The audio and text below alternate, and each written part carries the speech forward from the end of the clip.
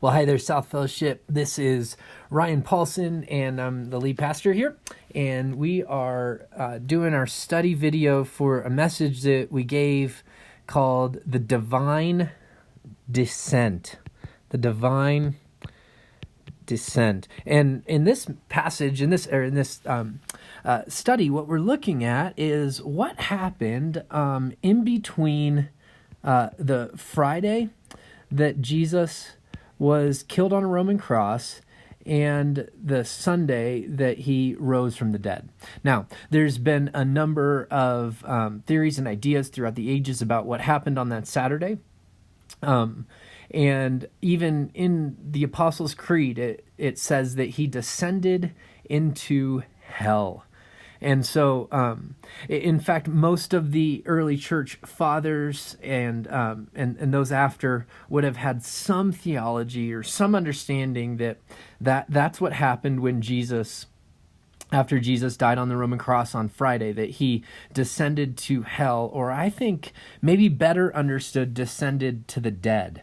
So this got me studying and trying to learn what exactly did happen on that Saturday.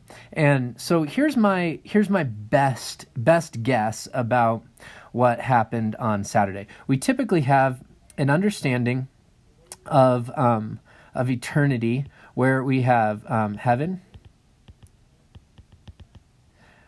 which is a dwelling with God. And then we also have an understanding of a place called hell. Now, which is the absence of God. That typically most people would say, yeah, we've heard of heaven, we've heard of hell. But there's actually another term, or actually two other terms in the scriptures where they talk about a place that isn't heaven and that isn't hell, but that is a place where people go after life here on earth. In the Hebrew scriptures, it's the word Sheol, or in the Greek, it's translated as Hades. Now, I would say that a great passage to look at on this is Luke chapter 16, verses 19 through 31. And so Hades, or Sheol, it appears has sort of two different compartments, if you will, or two different parts to it. One is for the righteous, and one is for the unrighteous.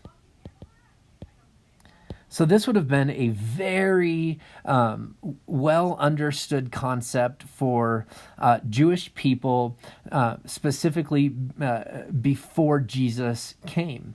So what I would say at this point is that when people died, before the cross, when people died, they either went to Sheol, the side of the righteous, or they went to Sheol on the side of the unrighteous, depending on their life and their faith.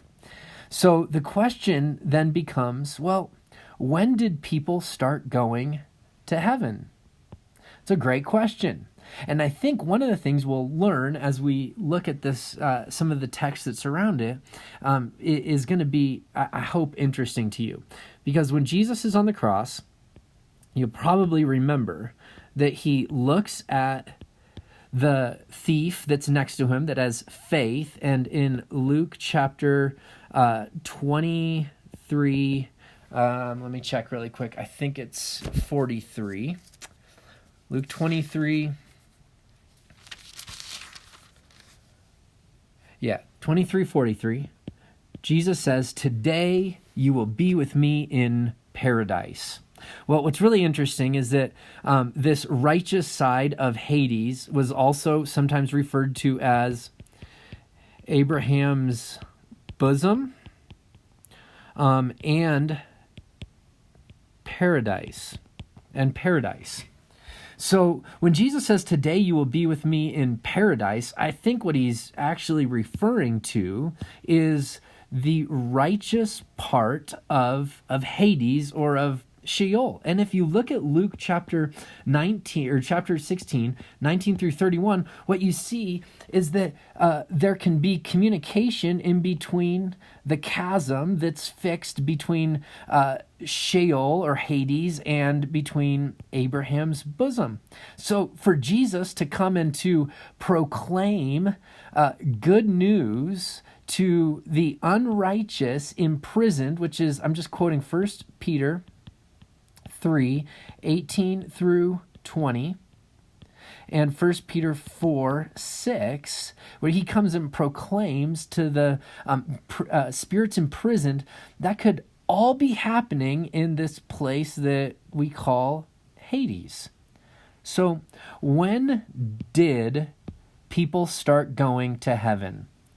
Well, that's a fascinating question, like I said, because in John chapter 3, verse 13, Jesus says, no one has ascended to heaven.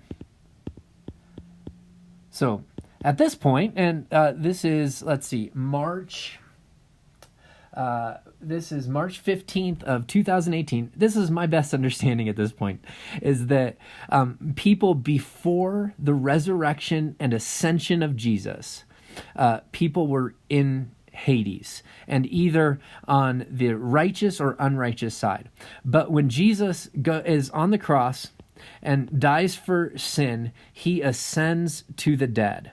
He ascends to the dead. He ascends to Hades, and he I think preaches to the unrighteous and is also in paradise and with the man on the cross.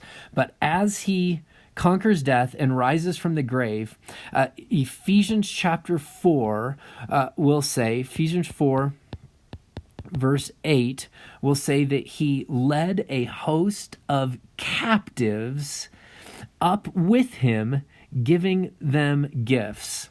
And now we read in the scriptures in 2 Corinthians 5, 8, that when we're absent from the body, we're present with the Lord. That is not something that before the ascension of Jesus, people would have said.